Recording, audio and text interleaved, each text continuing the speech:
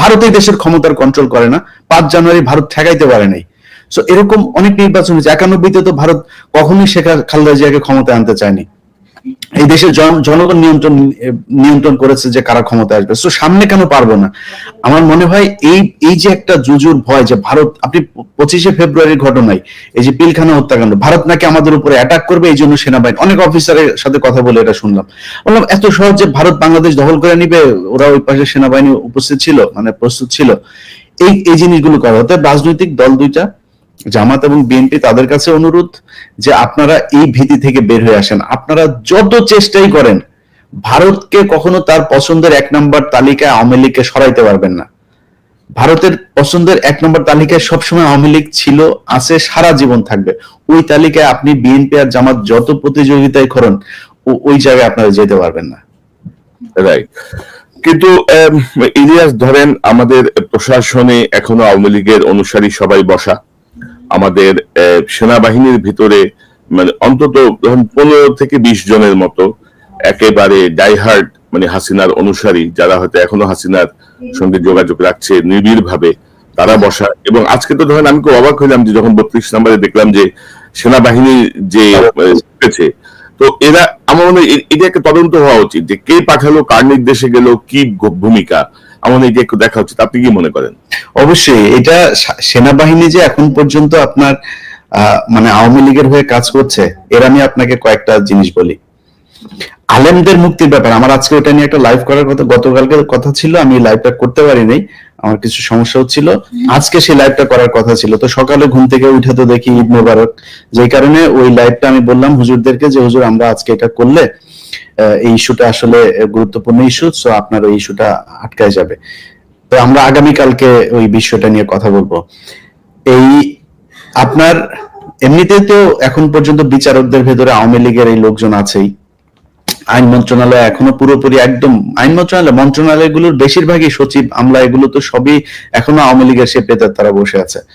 তার উপরে কিছু কিছু বিচারক মামলার আপনার দিচ্ছে, জামিন দিচ্ছেন এই আলেমদেরকে। দেখেন সেই উদিচি, 21শে আগস্ট, 10 ট্রাক, সব তো একই সুতোয় গাঁথা।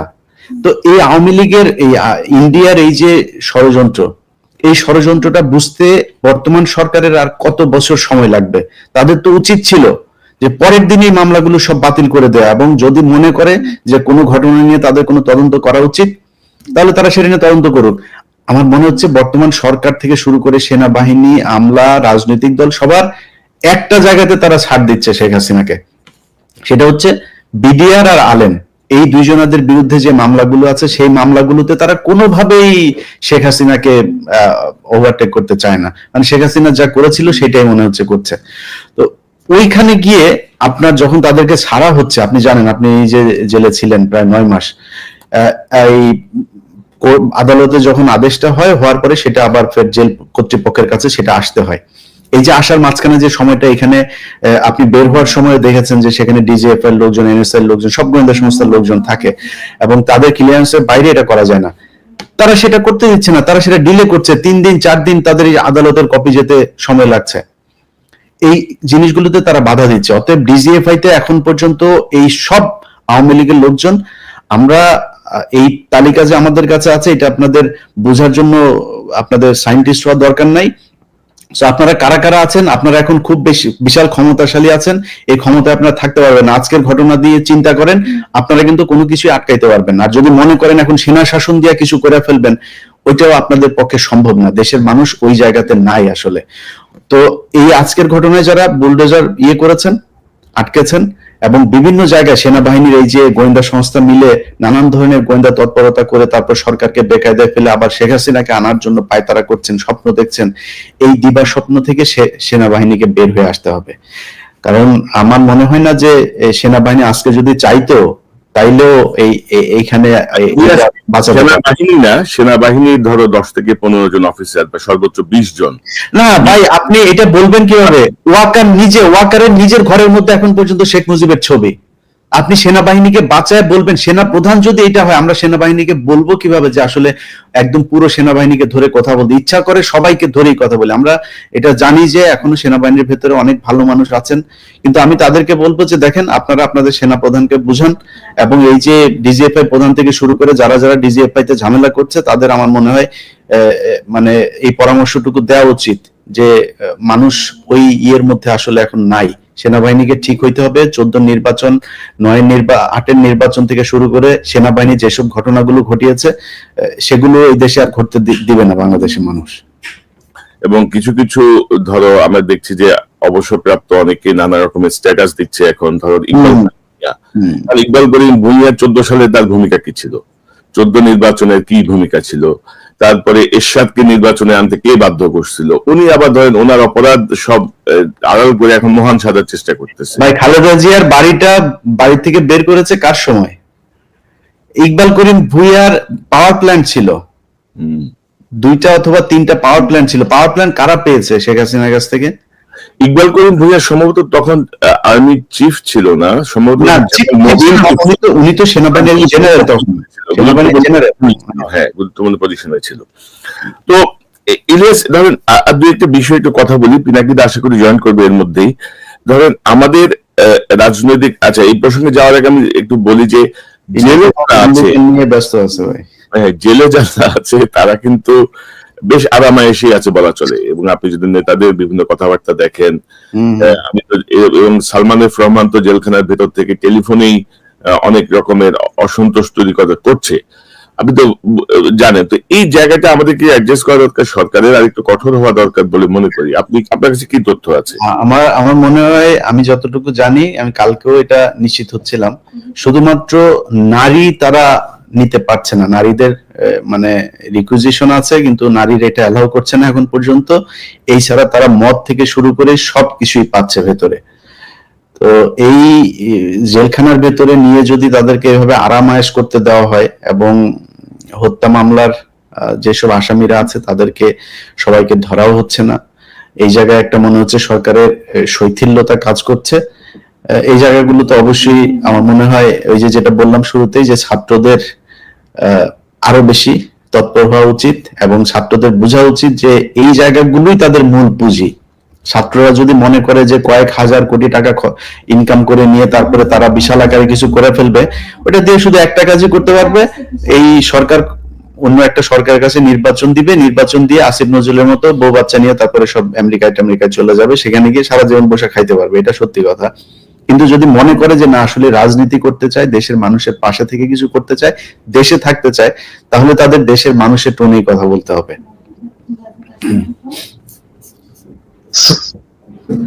দাদা আপনাকে প্রক্সি দিতে যায় আমার অনেক কথা বলতে হয়েছে, এবার আপনি বলুন। আপনাকে ধন্যবাদ, আপনি জয়েন করছেন। দাদা সর্বশেষ আপডেট কি 32 নম্বরে? আল্লাহ ভাঙাভাঙি চলতেছে, কয়েকটা জিনিস হচ্ছে, ভিতরে আগুন লাগিয়ে দিচ্ছে, তো আগুন তো ভাঙা মুশকিল।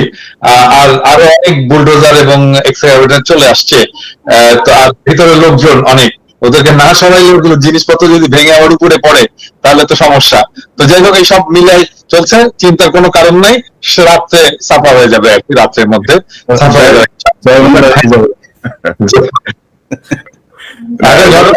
আমরা কি করবো ওই জায়গায়, আমরা কি করব? তো আমি তো একটা প্রস্তাব দিচ্ছি যে ওইখানে 2013 সালের 5ই মেতে যে সমস্ত শহীদ শাপলা চত্বরে শহীদ হয়েছেন তাদের স্মৃতিতে একটা মসজিদ করা যায় কিনা, আলেমদের সাথে কথা বলতে হবে। আর কি কি করা যায়? অনেকে বলছে স্মৃতিসৌধ করা, অনেকে আবার বলছে যে আমার একটা খুব দলিল একটা পরামর্শ আছে, এটা করলে এটা টিকে থাকে। মসজিদ ওরা ভেঙে ফেলে, মসজিদ হবে না, আমি চাই একটা মন্দির হোক ওই জায়গায়।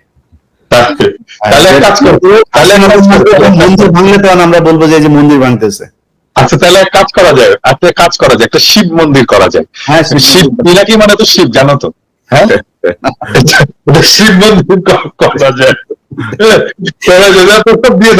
প্রস্তাব দিয়ে দাও আর প্রস্তাব দিলে হয়ে যাবে। হ্যাঁ, পিনাকি মন্দির, হ্যাঁ কেমন হয়? ভালো না? মানে ওই হাসিনা যেভাবে চিন্তা করে আসলে এইভাবে চিন্তা করতে হবে। ওই যে দেখলেন না যে ট্রাম্পের ছবি নিয়ে মিছিল করতে হবে, এটা আবার ছবি তুলতে হবে যেন ট্রাম্পের ছবির উপরে হামলা করছে, এই জন্য মন্দির হইলে বলতে হবে যে এই দেখো, ইন্ডিয়াতে বলতে হবে দেখো হাসিনা এখন মন্দির। সে মন্দির ভাঙা শুরু করছে। তাহলে কি পিনাকি মন্দির হবে? নাকি মন্দির পিনাকি ভট্টাচার্য না, পিনাকি মানে তো শিব মন্দির একটা করা যেতে পারে। শিব মন্দির জয়যুক্ত হয়েছে। দাদা এই যে আপনার আপনি যখন ছিলেন আমরা কয়েকটা প্রসঙ্গের কথা বলছিলাম, এই প্রসঙ্গটা আমি একটু শেষ করতে চাই, আর বেশি লম্বা করতে চাই না। যে ধরেন আমাদের রাজনৈতিক দলগুলো কিন্তু ধরেন এখনো সেই 2008-এর যে আগের রাজনীতি, মানে 2008 সালের আগের যে পুরাতন রাজনীতির ওই ফরম্যাটেই ভাবছে অনেক কিছু আমার মনে হয়। এই যে পরিবর্তন যাতে হচ্ছে, মানুষ যে এখন বাংলাদেশের গণমাধ্যমের চেয়ে অনলাইনের উপরে ডিপেন্ডেন্ট, সোশ্যাল মিডিয়ার উপরে অনেক বেশি নির্ভরশীল, অনেক বেশি ট্রাস্ট করে, এই জায়গাটা ধরেন এখন এই যে আমি যদি বলছি যে আওয়ামী লীগের সহযোগী এবং অনুরাগীদের কোনো অনুকম্পার সুযোগ নাই আর না, আমাদের একদমই নাই। কারণ আমরা তো 6 মাস দেখলাম ওদের মধ্যে তো কোনো অনুশোচনা নাই। ওরা যে ক্ষমা চাবে, ওরা যে বুঝবে যে আমরা ভুল করছি, এই জিনিসটা তোদের মধ্যে নাই, কোনো রিমোর্স নাই। তো সেই জায়গাটায় কি পদক্ষেপ নেওয়া যেতে পারে? কারণ বিভিন্ন জেলায় ধরেন এখনো অনেকেই ধরেন আওয়ামী লীগের নেতা হয়ে, বিএনপির নেতা হয়ে গেছে, কেউ জামাতের নেতা হয়ে গেছে, নানাভাবে এটাকে তারা শেল্টারে ঢুকে তারা আবার আগের অ্যাক্টিভিটিতে চলে গেছে। আমাদের বুদ্ধিজীবীরা, আমাদের সাংবাদিকরা কিন্তু খুব কৌশলে ছাত্রদের মধ্যে ভেজাল লাগাচ্ছে। প্লাস আজকে যে সেনাবাহিনীর সেখানে হঠাৎ করে গেল, কার নির্দেশে গেল, সেটারও একটা তদন্ত হওয়া প্রয়োজন নিশ্চয়ই। আপনি বলেন। না, আমি তো ইলিয়াসের সাথে ওই লাইভে বলছি যে সেনাবাহিনী 8 টু সিভিল পাওয়ার এখানে ডিপ্লয়েড আছে। সো আমি নিশ্চিত হয়েছি স্বরাষ্ট্র মন্ত্রণালয় থেকে বা সরকার থেকে সেনাবাহিনীর কোনো সাহায্য চাওয়া হয়নি। তো সেনাবাহিনী নিজ উদ্যোগে গেছে, এটা ওয়াকারের নির্দেশে গেছে, ওয়াকারকে ব্যাখ্যা দিতে হবে কেন সেনাবাহিনীকে তারা এখানে পাঠিয়েছে। তবে সেখানে যে সেনা অফিসার এবং সৈনিকেরা ছিল তারা তারা যথেষ্ট যৌক্তিক আচরণ করছে এবং তারা ফিরে গেছে কোনো ঝামেলা না করেই। তো আমরা ধন্যবাদ জানাই ডেফিনেটলি এখানে কোনো ঝামেলা না করার জন্য। আমরা পুলিশকে ধন্যবাদ জানাই, কারণ পুলিশ ওইখানে কোনো ঝামেলা করেনি এবং তারা ছাত্র জনতা উপস্থিতির পরে এখান থেকে সরে গেছে জায়গা ছেড়ে। আমরা তাদেরকে ধন্যবাদ জানাই। আর নতুন রাজনীতির কথা যেটা বললেন, যে দেখেন পুরোনো দলগুলো পুরোনো রাজনীতি করবে, কারণ পুরোনো দিনের মানুষ তো ওনারা ওনাদের চিন্তা ইয়ে করতে পারবে না। নতুন রাজনীতি যে কিরকম হতে পারে এটা ওনাদের ধারণার মধ্যে নাই। হ্যাঁ, তো আমরা ওনাদেরকে সাপোর্ট করতে চাই, ডেফিনেটলি সাপোর্ট করতে চাই। আমাদের যে প্রতিষ্ঠিত রাজনৈতিক দল আছে তারা আমাদের সম্পদ, এটা মনে রাখতে হবে। আমি সবসময় তাদেরকে রেসপেক্ট করি, কিন্তু তাদেরকে তো জনগণের আকাঙ্ক্ষা, জনগণের অ্যাসপিরেশন, যে বাচ্চারা রক্ত দিল তাদের আকাঙ্ক্ষাটাকে তো ধারণ করতে হবে। তারা যদি ধারণ করতে না পারে তাহলে তো মুশকিল, তাহলে নতুন রাজনীতি দাঁড়াবে। আমরা কিন্তু ওনাদেরকে হেল্প করতে পারি যে কিভাবে করা যায়, কিভাবে ন্যারেটিভ তৈরি করতে হবে, কিভাবে জনগণের সাথে কমিউনিকেট করতে হবে, কিভাবে রাজনৈতিক কর্মসূচি তৈরি করতে হবে। আমাদের লক্ষ্য যদি হয় 4টা, আমি তো 4টা বলছি। এক, আওয়ামী রাজনীতি বাংলাদেশে চিরতরে নিশ্চিহ্ন করতে হবে। ভারতীয় আধিপত্যবাদ এটা ধ্বংস করতে হবে বাংলাদেশে। 3 নাম্বার হচ্ছে বাংলাদেশে একটা সাম্যের সমাজ চাই। আর 4 নাম্বার বাংলাদেশের রাষ্ট্র এবং সমাজে ইনসাফ চাই। আমার 4টা ভেরি সিম্পল চাওয়া। এই 4টা চাওয়াতে যে রাজনৈতিক দলগুলো আসবে আমরা সবাই তাদেরকে হেল্প করবো।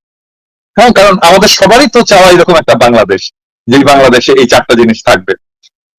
আমরা ডেফিনেটলি, আমার মনে হয় কনক, ইলিয়াস কেউই এটাতে আপত্তি করবে না যে রাজনৈতিক দলগুলো, বৃহৎ রাজনৈতিক দলগুলো আমাদের এই এজেন্ডাটাকে তাদের কমন এজেন্ডা হিসেবে নেবে, তাদের সাথে আমরা থাকবো। এবং দাদা 5ই আগস্টের পরে এই যে 5ই ফেব্রুয়ারি, ঠিক 6 মাসের মাথায় ছাত্র জনতা আবার যাদের যে শক্তি দেখালো, তাদের যেই স্পৃহা দেখালো, তাদের যে ফ্যাসিস্ট বিরোধী যেই অবস্থানটা নিল, আমার মনে হয় যে আমাদের অন্তর্বর্তীকালীন সরকার থেকে শুরু করে প্রত্যেকটা রাজনৈতিক দল এই বিষয়টাকে ধারণ করা উচিত। আমাদের জেলা, উপজেলা, থানায় যারা বিগত 16 বছরে ক্ষমতা দেখিয়েছে তাদেরকে ধরে ধরে থানায় দেওয়া উচিত, তাদেরকে বিচারের মুখোমুখি করার জন্য কার্যকর পদক্ষেপ নেওয়া উচিত। এবং যারা জেলে আছে তারা টেলিফোনে, ভাই জেলখানা থেকে তারা নির্দেশ দিচ্ছে বিভিন্ন জায়গায়, আপনি নিশ্চয়ই অবগত আছেন, সালমান এফ রহমান থেকে শুরু করে অনেকেই। এই জায়গাগুলো নিয়ে আমরা কি করতে পারি? আমি মনে করি তাদের আইনের মুখোমুখি করা উচিত। এবং গতকাল আমাকে সেনাবাহিনীর একজন মেজর বলছিলেন যে ভাই আমরা অনেক চাঁদাবাজকে, আওয়ামী লীগের অনেক অপরাধীকে ধরে দিচ্ছি, কিন্তু তারা পরের দিনই জামিন পেয়ে যাচ্ছে। তাদের ব্যাপারে এক ধরনের বিশেষ অনুকম্পা আমরা দেখছি। আপনার একটা মন্তব্য নিতে চাই। আমি আরেকটা বিষয় একটু বলতে চাই যে জি। বর্তমান অন্তর্বর্তীকালীন সরকার, প্রফেসর ইউনূসের সরকার, এই যে 6 মাস পরে আবার ফুঁসে ওঠা ছাত্র জনতার আবেগকে যে গুরুত্ব দিয়েছে, তার একটা প্রমাণ রাখতে হবে। প্রমাণটা কি? আগামী কালকে একটা এক্সিকিউটিভ অর্ডার জারি করতে হবে যে কোন সরকারি অফিসে শেখ মুজিবের কোন ছবি থাকতে পারবে না। আমরা দেখেছি ওয়াকারের অফিসে আছে শেখ মুজিবের ছবি, এমনকি ক্যান্টনমেন্টের মধ্যেও শেখ মুজিবের মুরাল টুরাল আছে। সমস্ত কিছু অপসারণ করতে হবে এবং এটা এক্সিকিউটিভ অর্ডার কালকেই দিতে হবে, কারণ কালকে ক্যাবিনেট মিটিং আছে সকালবেলা। ক্যাবিনেট মিটিং এ কালকে অবশ্যই একটা এক্সিকিউটিভ অর্ডার জারি করতে হবে, ক্যাবিনেটের একটা অর্ডার জারি করতে হবে। প্রত্যেকটা সরকারি প্রতিষ্ঠান, প্রত্যেকটা সরকারি দপ্তর থেকে শেখ মুজিবের সমস্ত ছবি অপসারণ করতে হবে। খুবই খুবই ভালো একটা ঘোষণা। ইলিয়াস, আপনি কিছু যোগ করতে চান? আনমিউট করেন। আপনার সুধা সদন থেকে শুরু করে আরো যা যা আছে, যে যে জায়গাগুলো, এগুলো আমার মনে হয় ধূলিসাৎ করে দেওয়া উচিত। ইলিয়াস, সুধা সদন ওয়াজেদ মিয়ার বাড়ি, এটা শেখ হাসিনার না। ওয়াজেদ মিয়া তো ভালো লোক, মানে ওয়াজেদ মিয়া সারা জীবন শেখ হাসিনার মতো একজন দাজ্জাল, একটা খাইস্টা মহিলার সাথে ঘর করে কি যন্ত্রণা পোহাইছে, তার স্মৃতিটা থাকুক। ওয়াজেদ মিয়া আসলে কারণ ওয়াজেদ মিয়া যে পরিমাণে কষ্ট ভোগ করছে, ওরা জাহান্নামে আর কোনো কষ্ট আল্লাহ দিবে না। দুনিয়া থেকে ভোগ করে নিয়ে গেছে। এরকম এক জিনিস যদি নাকি থাকে কারো ঘরে, তাহলে ওর অবস্থা শেষ। এবং দাদা, আরেকটা প্রসঙ্গ বোধহয় আসা উচিত যে আমাদের আওয়ামী লীগের ধরেন 16 বছরে যেসব অনেক সাংবাদিক, অনেক লেখক, বুদ্ধিজীবী যারা আওয়ামী লীগের এই দুঃশাসনকে নানা কৌশলে সমর্থন করে গেছে, এই বইমেলা, তাদের বই নিষিদ্ধের কথা বলছি না, কিন্তু তারা আবার ধরেন বই টই লিখে নানা রকমের ফন্দি ফিকির করতেছে, তাদেরকে আমাদের আসলে বয়কট করা উচিত।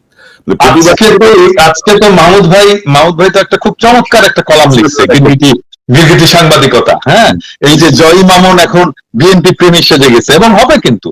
এবং আমি রাজনৈতিক দলগুলোকে বলতে চাই যে আপনাদের তো যাওয়ার দরকার নাই ওদের কাছে। আপনারা তো চেনেন কারা লড়াই করছে, কারা সংগ্রাম করছে, কারা নির্যাতিত হয়েছে এবং কারা ফ্যাসিবাদের দালাল ছিল। ওদের থেকে দূরে থাকেন, এটা আমার স্বনির্বন্ধ অনুরোধ। ওদের থেকে দূরে থাকেন, দরকার নাই ওদের কাছে যাওয়া। ওরা আপনার কিছু অ্যাড করবে না, আপনার বরং ইমেজ নষ্ট হবে। কেউ যদি দালাল সাংবাদিকদের কাছে, দালাল লোকদের কাছে, দালাল প্রফেসরদের কাছে, দালাল বুদ্ধিজীবীদের কাছে যায়, তাহলে আপনার ইমেজ নষ্ট হবে। আপনার জনগণের ইমেজ দরকার, জনগণের সমর্থন দরকার। জনগণের সমর্থন তাদের সাথে আছে যারা এই লড়াই এতদিন ধরে ছিল। হ্যাঁ, আমি এই সুযোগে বলি আর কি। আর নিশ্চয়ই কনক, ইলিয়াস দুজনেই লক্ষ্য করছে যে বিএনপির একটা অংশ, সবাই না, আমার পিছনে লাগছে গত কয়েকদিন ধরে আর কি, নানা ধরনের প্রচারণা, এটা সেটা, মেয়ার ক্যাম্পেইন ইত্যাদি ইত্যাদি শুরু করছে। আমি বলতে চাই কি যে করে লাভ নাই। হ্যাঁ, মানে করতে পারেন, আপনারা করতে পারেন, এটা আপনাদের ক্ষতি। মানে ধরেন আমরা তো শত্রু না, আপনার বিএনপিরও শত্রু না, আমরা জামাত ইসলামের শত্রু না, আমরা ফ্যাসি বিরোধী যে কোনো রাজনৈতিক দলের জনগণের শত্রু না। আমরা একই সাথে লড়াই করছি, আপনারা আমার আপনজন। কিন্তু আমাদের ডেফিনেটলি কিছু ডিফারেন্স থাকবেই, আমাদের চিন্তার ডিফারেন্স, সবার আমাদের এই তিনজনেরও ডিফারেন্স আছে। কিছু কিছু জায়গায় ঐক্য আছে, কিন্তু অনেক জায়গাতেই ডিফারেন্স আছে, থাকবে। আমরা ডিফারেন্স নিয়ে এক জায়গায় কাজ করি, কিন্তু আপনারা যদি আওয়ামী লীগের মতো কাজ করেন তাহলে তো খুবই মুশকিল। দাদা, এই যে আপনি নিশ্চয়ই এটা জানেন যে বিএনপির একটা অংশ মনে করে যে আমরা তো ক্ষমতায় যাচ্ছি, বিরোধী দল কে হবে, বিরোধী দল হিসেবে আওয়ামী লীগ আসলে খুব ভালো হইতো আমাদের জন্য রাষ্ট্র পরিচালনায়। এইরকম একটা অদ্ভুত ভাবনা তাদের মাথায় আছে। হ্যাঁ, এই একই চিন্তা কিন্তু ভাই এই যে জিয়াউর রহমান করছিলেন কিন্তু। হ্যাঁ, যে একটা ভালো একটা গঠনমূলক একটা রাজনৈতিক পরিবেশ, গণতান্ত্রিক পরিবেশ তৈরি করার, বজায় রাখবো। সো এই জায়গাটাতে ঠিক থাকতে হবে।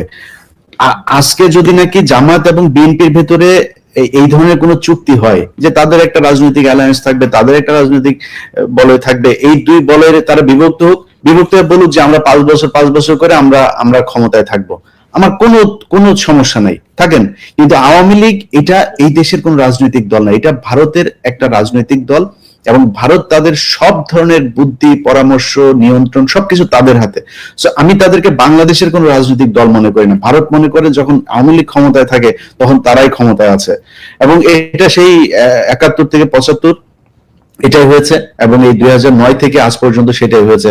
বিডিআর হত্যাকাণ্ড দিয়ে শুরু হয়েছে, এখন পর্যন্ত সেটা চলছে। অতএব বিএনপি এবং জামায়াত যতই চেষ্টা করুক যে তারা ইয়ের সাথে, আপনার ভারতের সাথে সুসম্পর্ক বজায় রাখবে, আমি এই জিনিসটা কোনোভাবে বুঝি না।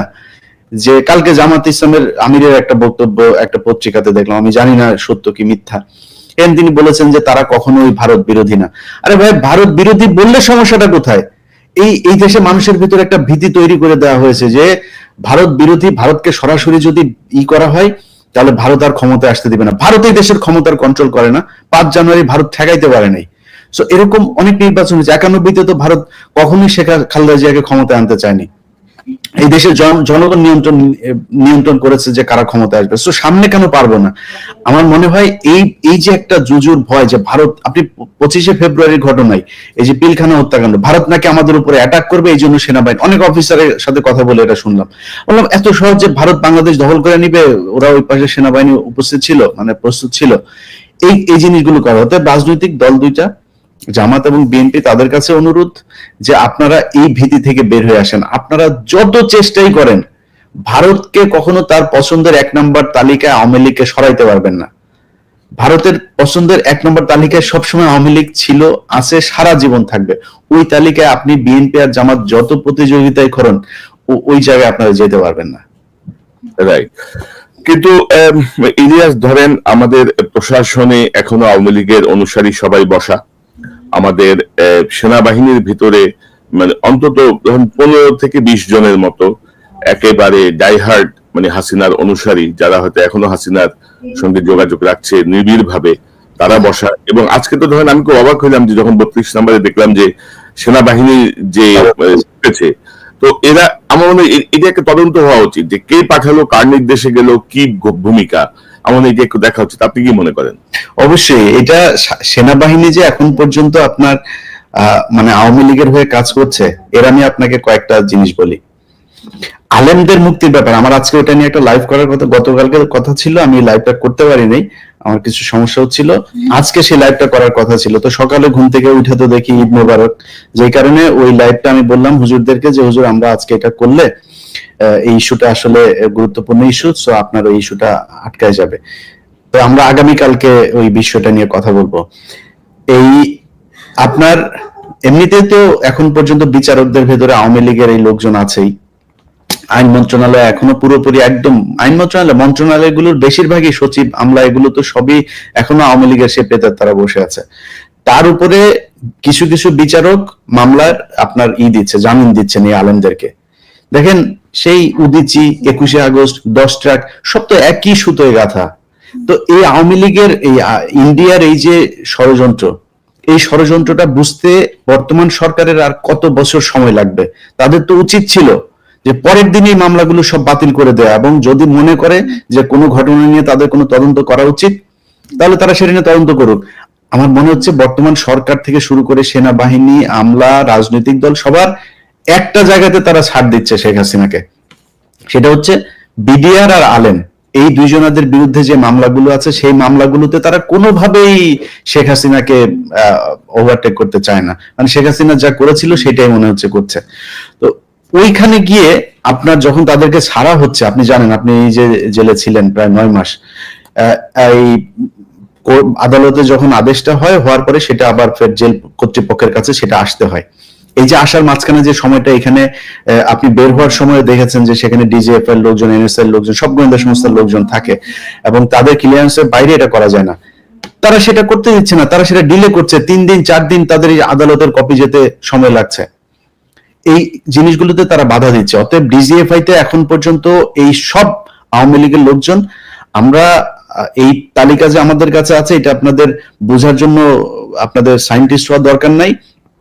আপনারা কারা কারা আছেন, আপনারা এখন খুব বেশি বিশাল ক্ষমতাশালী আছেন, এই ক্ষমতায় আপনারা থাকতে পারবেন না। আজকের ঘটনা দিয়ে চিন্তা করেন, আপনারা কিন্তু কোনো কিছুই আটকাইতে পারবেন না। আর যদি মনে করেন এখন সেনা শাসন দিয়ে কিছু করে ফেলবেন, ওইটাও আপনাদের পক্ষে সম্ভব না। দেশের মানুষ ওই জায়গাতে নাই আসলে।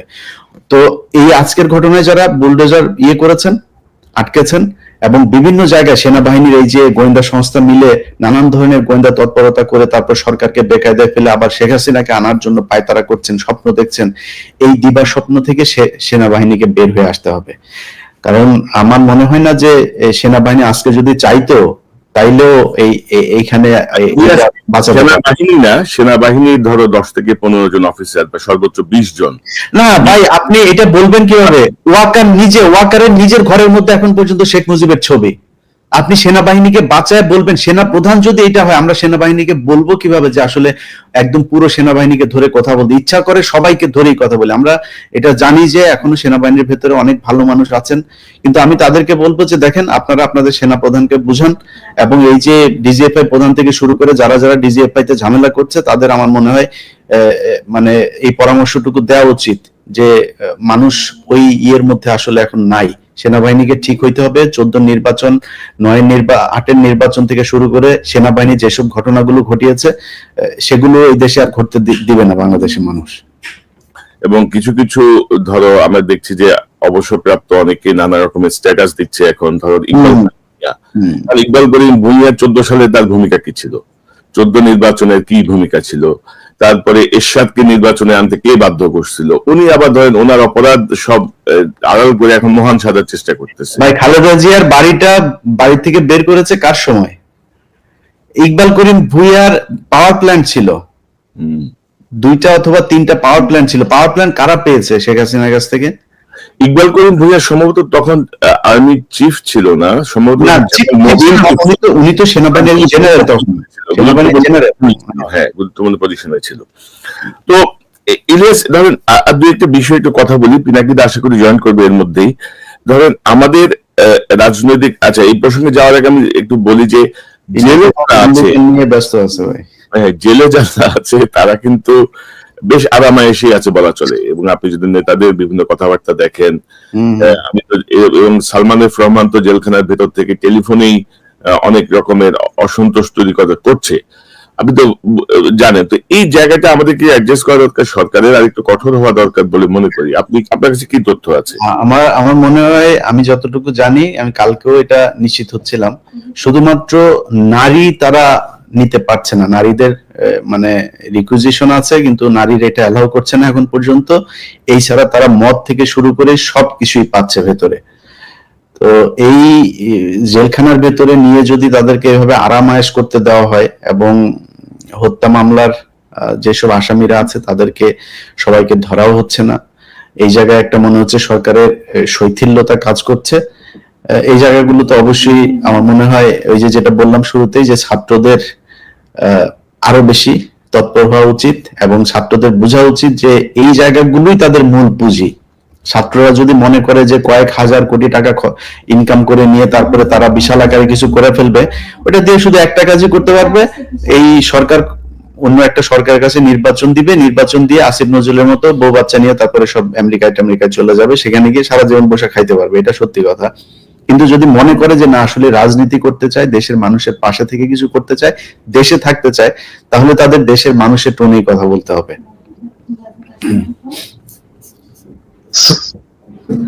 দাদা, আপনাকে প্রক্সি দিতে যায় আমার অনেক কথা বলতে হয়েছে, এবার আপনি বলুন। আপনাকে ধন্যবাদ, আপনি জয়েন করছেন।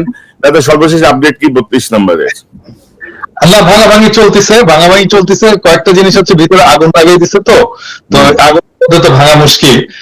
আর আরো অনেক বুলডোজার এবং এক্সকাভেটর চলে আসছে, তো আর ভিতরে লোকজন অনেক, ওদেরকে না সরাইলে ওগুলো জিনিসপত্র যদি ভেঙে আমার উপরে পড়ে তাহলে তো সমস্যা।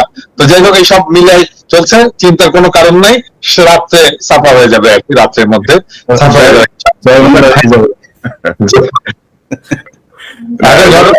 আমরা কি করবো ওই জায়গায়, আমরা কি করবো? তো আমি তো একটা প্রস্তাব দিচ্ছি যে ওইখানে 2013 সালের 5ই মেতে যে সমস্ত শহীদ শাপলা চত্বরে শহীদ হয়েছেন তাদের স্মৃতিতে একটা মসজিদ করা যায় কিনা, আলেমদের সাথে কথা বলতে হবে। আর কি কি করা যায়? অনেকে বলছে স্মৃতিসৌধ করা, অনেকে আবার বলছে যে আমার একটা খুব দলিল একটা পরামর্শ আছে, এটা করলে এটা টিকে থাকবে। মসজিদ ওরা ভেঙে ফেলে, মসজিদ হবে না, আমি চাই একটা মন্দির হোক ওই জায়গায়। মন্দির ভাঙলে তো আমরা বলবো যে মন্দির ভাঙতেছে। আচ্ছা, তাহলে এক কাজ করা যায়, একটা শিব মন্দির করা যায়। হ্যাঁ, শিব পিনাকি মানে তো শিব, জানো তো? হ্যাঁ, এটা শিব মন্দির করা যায়। করা যায়, প্রস্তাব দিয়ে দাও, আর ইলিয়াস প্রস্তাব দিলে হয়ে যাবে। হ্যাঁ, পিনাকি মন্দির, হ্যাঁ, কেমন হয়? ভালো না? মানে ওই হাসিনা যেভাবে চিন্তা করে আসলে এইভাবেই চিন্তা করতে হবে। ওই যে দেখলেন না যে ট্রাম্পের ছবি নিয়ে মিছিল করতে হবে, এটা আবার ছবি তুলতে হবে যেন ট্রাম্পের ছবির উপরে হামলা করছে। এই জন্য মন্দির হইলে বলতে হবে যে এই দেখো, ইন্ডিয়াতে বলতে হবে দেখো হাসিনা এখন মন্দির সেই মন্দির ভাঙা শুরু করছে। তাহলে কি পিনাকি মন্দির হবে? মন্দির পিনাকি ভট্টাচার্য না, পিনাকি মানে তো শিব মন্দির একটা করা যেতে পারে। শিব মন্দির জয়যুক্ত হয়েছে। দাদা, এই যে আপনার আপনি যখন ছিলেন আমরা কয়েকটা প্রসঙ্গের কথা বলছিলাম, এই প্রসঙ্গটা আমি একটু শেষ করতে চাই, আর বেশি লম্বা করতে চাই না। যে ধরেন আমাদের রাজনৈতিক দলগুলো কিন্তু ধরেন এখনো সেই 2008-এর যে আগের রাজনীতি, মানে 2008 সালের আগের যে পুরাতন রাজনীতির ওই ফরম্যাটেই ভাবছে অনেক কিছু আমার মনে হয়। এই যে পরিবর্তন যাতে হচ্ছে, মানুষ যে এখন বাংলাদেশের গণমাধ্যমের চেয়ে অনলাইনের উপরে ডিপেন্ডেন্ট, সোশ্যাল মিডিয়ার উপরে অনেক বেশি নির্ভরশীল, অনেক বেশি ট্রাস্ট করে, এই জায়গাটা ধরেন এখন এই যে আমি যদি বলছি যে আওয়ামী লীগের সহযোগী এবং অনুরাগীদের কোনো অনুকম্পার সুযোগ নাই আর না, আমাদের, একদমই নাই। কারণ আমরা তো 6 মাস দেখলাম ওদের মধ্যে তো কোনো অনুশোচনা নাই। ওরা যে ক্ষমা চাবে, ওরা যে বুঝবে যে আমরা ভুল করছি, এই জিনিসটা তোদের মধ্যে নাই, কোনো রিমোর্স নাই।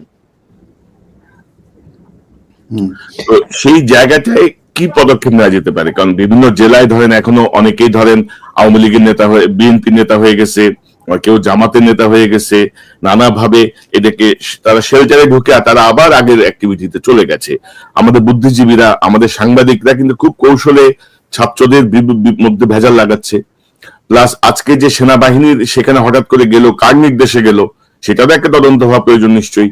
আপনি বলেন। না, আমি তো ইলিয়াসের সাথে ওই লাইভে বলছি যে সেনাবাহিনী 8 টু সিভিল পাওয়ার এখানে ডিপ্লয়েড আছে। সো আমি নিশ্চিত হয়েছি স্বরাষ্ট্র মন্ত্রণালয় থেকে বা সরকার থেকে সেনাবাহিনীর কোনো সাহায্য চাওয়া হয়নি। তো সেনাবাহিনী নিজ উদ্যোগে গেছে, এটা ওয়াকারের নির্দেশে গেছে, ওয়াকারকে ব্যাখ্যা দিতে হবে কেন সেনাবাহিনীকে তারা এখানে পাঠাইছে।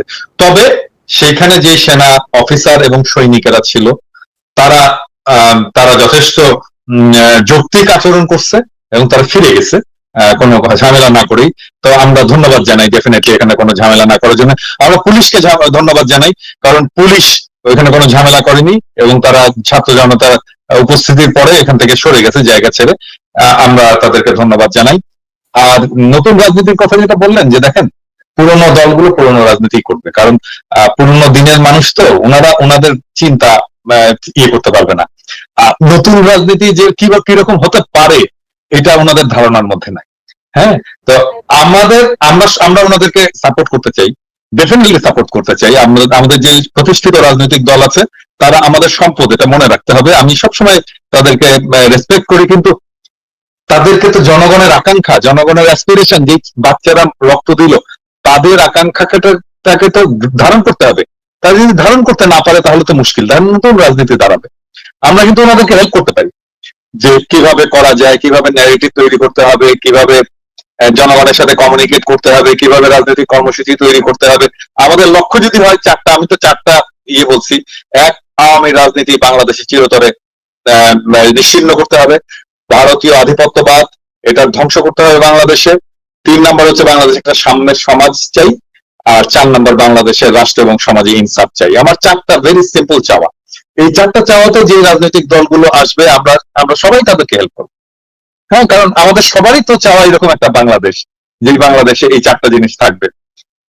আমরা ডেফিনেটলি, আমার মনে হয় কনক, ইলিয়াস কেউই এটাতে আপত্তি করবে না যে রাজনৈতিক দলগুলো, বৃহৎ রাজনৈতিক দলগুলো আমাদের এই এজেন্ডাটাকে তাদের কমন এজেন্ডা হিসেবে নেবে, তাদের সাথে আমরা থাকবো। এবং দাদা 5ই আগস্টের পরে এই যে 5ই ফেব্রুয়ারি, ঠিক 6 মাসের মাথায় ছাত্র জনতা আবার যাদের যে শক্তি দেখালো, তাদের যেই স্পৃহা দেখালো, তাদের যে ফ্যাসিস্ট বিরোধী যেই অবস্থানটা নিল, আমার মনে হয় যে আমাদের অন্তর্বর্তীকালীন সরকার থেকে শুরু করে প্রত্যেকটা রাজনৈতিক দল এই বিষয়টাকে ধারণ করা উচিত। আমাদের জেলা, উপজেলা, থানায় যারা বিগত 16 বছরে ক্ষমতা দেখিয়েছে তাদেরকে ধরে ধরে থানায় দেওয়া উচিত, তাদেরকে বিচারের মুখোমুখি করার জন্য কার্যকর পদক্ষেপ নেওয়া উচিত। এবং যারা জেলে আছে তারা টেলিফোনে ভাই জেলখানা থেকে তারা নির্দেশ দিচ্ছে বিভিন্ন জায়গায়, আপনি নিশ্চয়ই অবগত আছেন, সালমান এফ রহমান থেকে শুরু করে অনেকেই। এই জায়গাগুলো নিয়ে আমরা কি করতে পারি? আমি মনে করি তাদের আইনের মুখোমুখি করা উচিত। এবং গতকাল আমাকে সেনাবাহিনীর একজন মেজর বলছিলেন যে ভাই আমরা অনেক চাঁদাবাজকে, আওয়ামী লীগের অনেক অপরাধীকে ধরে দিচ্ছি, কিন্তু তারা পরের দিনই জামিন পেয়ে যাচ্ছে। তাদের ব্যাপারে এক ধরনের বিশেষ অনুকম্পা আমরা দেখছি। আপনার একটা মন্তব্য নিতে চাই। আমি আরেকটা বিষয় একটু বলতে চাই যে বর্তমান অন্তর্বর্তীকালীন সরকার, প্রফেসর ইউনূসের সরকার, এই যে 6 মাস পরে আবার ফুঁসে ওঠা ছাত্র জনতার আবেগকে যে গুরুত্ব দিয়েছে, তার একটা প্রমাণ রাখতে হবে। প্রমাণটা কি? আগামী কালকে একটা এক্সিকিউটিভ অর্ডার জারি করতে হবে যে কোন সরকারি অফিসে শেখ মুজিবের কোন ছবি থাকতে পারবে না। আমরা দেখেছি ওয়াকারের অফিসে আছে শেখ মুজিবের ছবি, এমনকি ক্যান্টনমেন্টের মধ্যেও শেখ মুজিবের মুরাল টুরাল আছে। সমস্ত কিছু অপসারণ করতে হবে এবং এটা এক্সিকিউটিভ অর্ডার কালকেই দিতে হবে, কারণ কালকে ক্যাবিনেট মিটিং আছে সকালবেলা। ক্যাবিনেট মিটিং এ কালকে অবশ্যই একটা এক্সিকিউটিভ অর্ডার জারি করতে হবে, ক্যাবিনেটের একটা অর্ডার জারি করতে হবে। প্রত্যেকটা সরকারি প্রতিষ্ঠান, প্রত্যেকটা সরকারি দপ্তর থেকে শেখ মুজিবের সমস্ত ছবি অপসারণ করতে হবে। খুবই খুবই ভালো একটা ঘোষণা। ইলিয়াস, আপনি কিছু যোগ করতে চান? আনমিউট করেন। আপনার সুধা সদন থেকে শুরু করে আরো যা যা আছে, যে জায়গাগুলো, এগুলো আমার মনে হয় ধূলিসাৎ করে দেওয়া উচিত। সুধা সদন ওয়াজেদ মিয়ার বাড়ি, এটা শেখ হাসিনার না। ওয়াজেদ মিয়া তো ভালো লোক, মানে ওয়াজেদ মিয়া সারা জীবন শেখ হাসিনার মতো একজন দাজ্জাল, একটা খাইস্টা মহিলার সাথে ঘর করে কি যন্ত্রণা পোহাইছে, তার স্মৃতিটা থাকুক। ওয়াজেদ মিয়া আসলে ওয়াজেদ মিয়া যে পরিমাণে কষ্ট ভোগ করছে, ওরা জাহান্নামে আর কোনো কষ্ট আল্লাহ দিবে না। দুনিয়া থেকে ভোগ করে নিয়ে গেছে। এরকম এক জিনিস যদি নাকি থাকে কারো ঘরে, তাহলে ওর অবস্থা শেষ। এবং দাদা, আরেকটা প্রসঙ্গ বোধহয় আসা উচিত যে আমাদের আওয়ামী লীগের ধরেন 16 বছরে যেসব অনেক সাংবাদিক, অনেক লেখক, বুদ্ধিজীবী যারা আওয়ামী লীগের এই দুঃশাসনকে নানা কৌশলে সমর্থন করে গেছে, এই বইমেলা, তাদের বই নিষিদ্ধের কথা বলছি না, কিন্তু তারা আবার ধরেন বই টই লিখে নানা রকমের ফন্দি ফিকির করতেছে, তাদেরকে আমাদের আসলে বয়কট করা উচিত। আজকে তো মাহমুদ ভাই তো একটা খুব চমৎকার একটা কলাম লিখছে, গিরগিটি সাংবাদিকতা। হ্যাঁ, এই যে জয় মামুন এখন বিএনপি প্রেমী সেজে গেছে, এবং হবে কিন্তু। এবং আমি রাজনৈতিক দলগুলোকে বলতে চাই যে আপনাদের তো যাওয়ার দরকার নাই ওদের কাছে। আপনারা তো চেনেন কারা লড়াই করছে, কারা সংগ্রাম করছে, কারা নির্যাতিত হয়েছে এবং কারা ফ্যাসিবাদের দালাল ছিল। ওদের থেকে দূরে থাকেন, এটা আমার স্বনির্বন্ধ অনুরোধ। ওদের থেকে দূরে থাকেন, দরকার নাই ওদের কাছে যাওয়া। ওরা আপনার কিছু অ্যাড করবে না, আপনার বরং ইমেজ নষ্ট হবে। কেউ যদি দালাল সাংবাদিকদের কাছে, দালাল লোকদের কাছে, দালাল প্রফেসরদের কাছে, দালাল বুদ্ধিজীবীদের কাছে যায়, তাহলে আপনার ইমেজ নষ্ট হবে। আপনার জনগণের ইমেজ দরকার, জনগণের সমর্থন দরকার। জনগণের সমর্থন তাদের সাথে আছে যারা এই লড়াই এতদিন ধরে ছিল। হ্যাঁ, আমি এই সুযোগে বলি আর কি। আর নিশ্চয়ই কনক, ইলিয়াস দুজনেই লক্ষ্য করছে যে বিএনপির একটা অংশ, সবাই না, আমার পিছনে লাগছে গত কয়েকদিন ধরে আর কি, নানা ধরনের প্রচারণা, এটা সেটা, মেয়ার ক্যাম্পেইন ইত্যাদি শুরু করছে। আমি বলতে চাই কি যে করে লাভ নাই। হ্যাঁ, মানে করতে পারেন, আপনারা করতে পারেন, এটা আপনাদের ক্ষতি। মানে ধরেন আমরা তো শত্রু না, আপনার বিএনপিরও শত্রু না, আমরা জামাত ইসলামের শত্রু না, আমরা ফ্যাসি বিরোধী যে কোনো রাজনৈতিক দলের জনগণের শত্রু না। আমরা একই সাথে লড়াই করছি, আপনারা আমার আপনজন। কিন্তু আমাদের ডেফিনেটলি কিছু ডিফারেন্স থাকবেই, আমাদের চিন্তার ডিফারেন্স, সবার আমাদের এই তিনজনেরও ডিফারেন্স আছে। কিছু কিছু জায়গায় ঐক্য আছে, কিন্তু অনেক জায়গাতেই ডিফারেন্স আছে, থাকবে।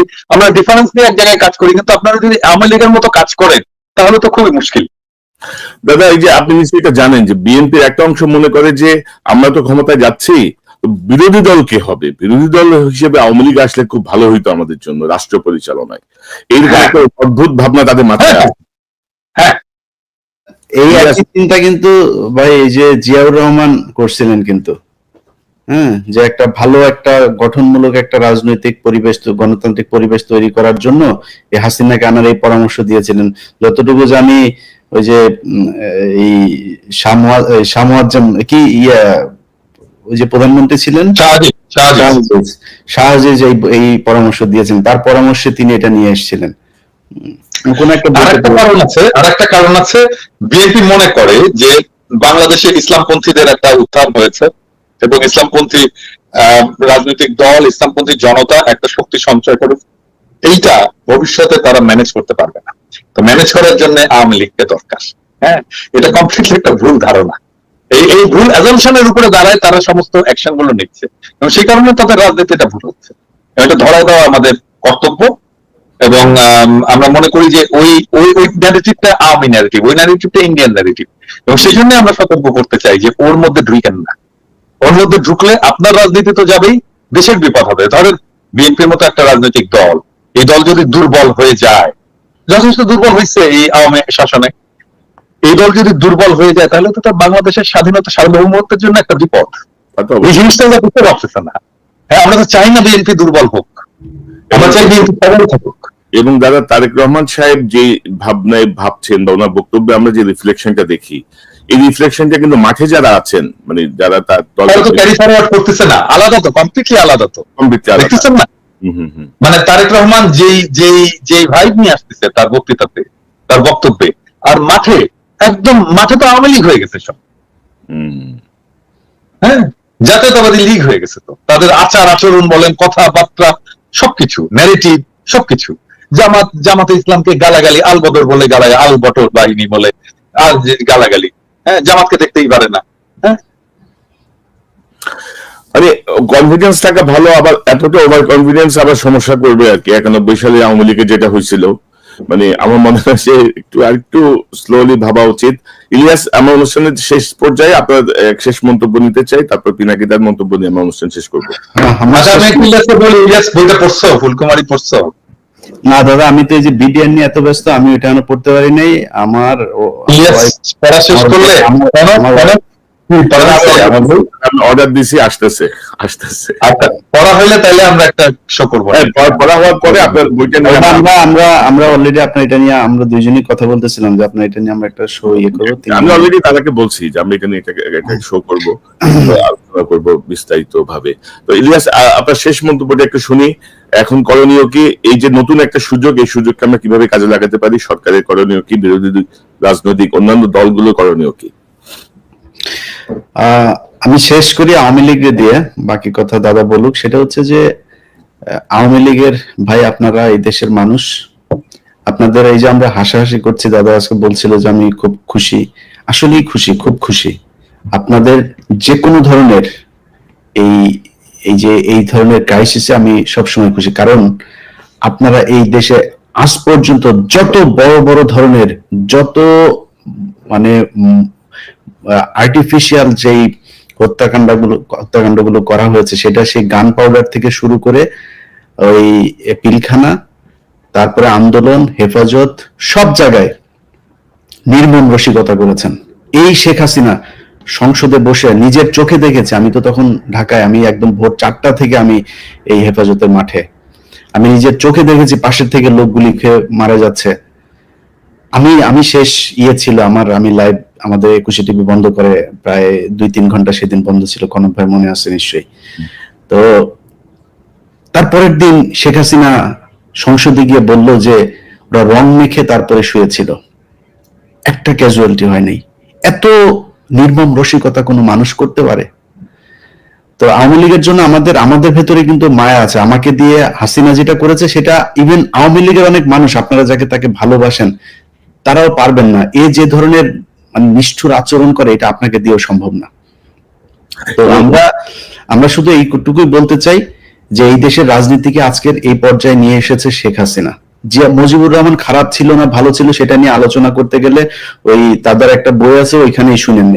এই যে এখন বলে না, আজকালকে একটা পোস্ট দেখলাম, সেই পোস্টের মধ্যে লেখা হচ্ছে যারা নাকি বীরাঙ্গনা ছিল 71-এর সময়, যারা নাকি মানে ইয়ে হয়েছিল, যাদের কোনো পরিচয় ছিল না, এরকম কিছু মানুষকে নাকি শেখ মুজিব বলেছে লিখে দিও 32 নাম্বার তাদের ঠিকানা, শেখ মুজিব আমাদের বাবা। এই শেখ মুজিব বিদেশিদের সাথে চুক্তি করেছে তাদেরকে বাইরে পাঠিয়ে দেওয়ার জন্য, সে বাংলাদেশে রাখতে চায়নি তাদেরকে। দূষিত রক্ত বলছে, দূষিত রক্ত বলেছে। এবং এটা এই পিনাকি দাদার ওই বইতে উনি রেফারেন্স সহ জিনিসগুলো বলেছেন, আমি এছাড়াও অনেক বইতে পড়েছি। তো এই তো শেখ মুজিব, তাকে নিয়ে যদি আপনি কথা বলতে চান, এই 32 নাম্বারকে নিয়ে নেগেটিভ কথা বললে অনেক কথা, ইতিহাসের একদম সূত্র ধরে ধরে বলে দেব। আমরা সেটা নিয়ে কথা বলতে চাই না, কিন্তু এই কথা আপনারা বলাচ্ছেন। আজকে 32 নম্বর ভাঙতে মানুষ যেত না যদি আপনি কয়দিন আগে 2,500 মানুষ না মারতেন। বিএনপি আপনার পাশে দাঁড়াতো যদি বিএনপির যে নেত্রী তাকে যদি তার ঘর থেকে আপনি বের না করতেন। এই তারেক রহমানকে দেশ ছাড়া করেছেন আপনারা। আজকে এই জামাতের উপরে যে ধরনের নির্যাতন হয়েছে, জামাতের একজন শহীদ দেলোয়ার হোসেন সাইদি বলে গিয়েছিলেন, এই দেশের জনগণ তোমাকে টান দিয়ে মামু বাড়িতে নিয়ে ফেলবে, তুমি আজকে মামু বাড়িতে আছো। তো আওয়ামী লীগের লোকজনের আমরা যেটা মনে করি যে একটু মিনিমাম হইলেও আপনাদের অনুশোচনা হওয়া দরকার। বাংলাদেশের মানুষের কাছে এখনো সময় আছে, মাপ চান। যতই এদের কথাবার্তা শোনা ফাল পারেন যে 75-এ যেটা হয়েছে সেটা আমরা হইতে দিব না, আর 75-এ মানুষ নেচেছিল, আজকেও নাচছে, আজকেও আপনারা কিছু করতে পারেন না। ভবিষ্যতে এরকম করলে আবারও মানুষ এইভাবে আপনাদের বিরুদ্ধে নামবে, সেই দিনও কিছু করতে পারবেন না।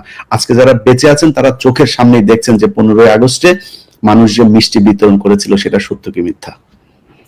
রাইট ইলিয়াস, আমি শুধু একটা বিষয় যোগ করতে চাই। আপনি যে হেফাজতে রক্তের কথা বললেন, রক্ত রং মেখে হাসিনা যে বললো, আপনি নিশ্চয় দেখেছেন আরো নির্মম কথা। সে নিজের নির্দেশ দিয়ে গুম করে বলেছে এরা অভিবাসী হতে যে সাগরে ডুবে মারা গেছে, কিন্তু সে দিয়েছে। অথচ সে নিজে নির্দেশ দিয়ে তাদেরকে খুন করেছে, গুম করেছে, মেরে ফেলেছে, বলেছে এরা বোধহয় দেশ ত্যাগ করতে যে মারা গেছে।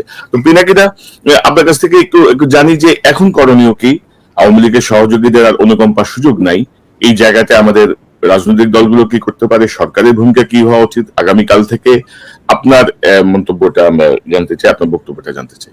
আমি প্রথম থেকে যখন 5ই আগস্ট হলো তারপরে কিন্তু আমার চিন্তা ছিল যে কিভাবে রিকনসিলিয়েশন করব, কিভাবে তাদেরকে সমাজে এটা আবার ফেরত নিয়ে আসবো, তারা অনুশোচনার মধ্যে দিয়ে, ক্ষমা প্রার্থনার মধ্যে দিয়ে সমাজে ইন্টিগ্রেটেড হবে, কিন্তু সেটা হলো না। এবং আমরা প্রত্যেকেই আমরা একমত যে তাদের মধ্যে অনুশোচনার বিন্দু মাত্র কোনো ইয়ে নাই, এবং তারা জুলাই বিপ্লবকেই আর বরং প্রশ্নবিদ্ধ করার জন্য তারা নানা ধরনের ন্যারেটিভ তৈরির চেষ্টা করেছে।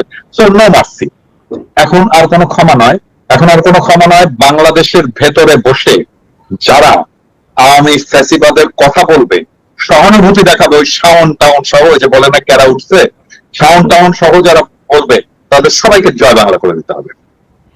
এবং আমাদের আগামী 1 মাস ধরে, ওরা 1 মাসের কর্মসূচি নিয়েছে না, আমাদের আগামী 1 মাস ধরে আমাদের কর্মসূচি চলবে এদেরকে জয় বাংলা করা। যদি সেই রকম হয়, আমি তো বলছি, আমি আমার বাহিনীকে বলছি যে বাড়িটা আইডেন্টিফাই করবা, বাড়ির সামনে গরু ফেলাবার জবাই করবা, গরু ফেলাবার জবাই করবা, টাকা দিব, আমরা দিব না, আমরা একসাথে দিব, চান্দা দিব, গরু ফেলাবার জব করবো, টাকার ক্ষমা চাও, ক্ষমা চাও। এগুলো ঢাকায় বসে, বাংলাদেশে বসে আওয়ামী ফ্যাসিবাদের দালালি চলবে না। Stop, full stop. কাল থেকে দেখবে এবং কাল থেকে আমাদের অভিযান শুরু হবে। মানে এবং আমরা কি করতে পারি সেটা প্রমাণ আজকে দেখানো হয়েছে, ছাত্র জনতা দেখাই দিচ্ছে, তার প্রমাণ চট্টগ্রামে দেখানো হয়েছে। কঠোর নির্মম হইতে বাধ্য করবেন না। রাইট, আমরা অনেক সমাজে মেশে আওয়ামী ফ্যাসিবাদের দালালি করবেন, তার পক্ষে কথা বলবেন। রাইট, এই যে আমাদের প্রেস সেক্রেটারি শফিক ভাই ডাস্টবিনের যে ছবিটা, এই ছবির পরে কত সুশীলের আহা হাহার আহাকার, আহাজারি, আহা হা হা, মানে বইমেলার পবিত্রতা নষ্ট হয়ে গেল রে, কি হলো রে, কি অবস্থা আপনি দেখছেন না? আবার যাইতে হবে, আবার যেতে হবে, খোদা হবে, তাহলে ভাঙেন তাতে ভাঙেন। ঠিক আছে দাদা, ভালো থাকেন। থ্যাংক ইউ ইলিয়াস, আপনাকে ধন্যবাদ আপনার মূল্যবান অংশগ্রহণের জন্য। পিনাকিদাকে ধন্যবাদ।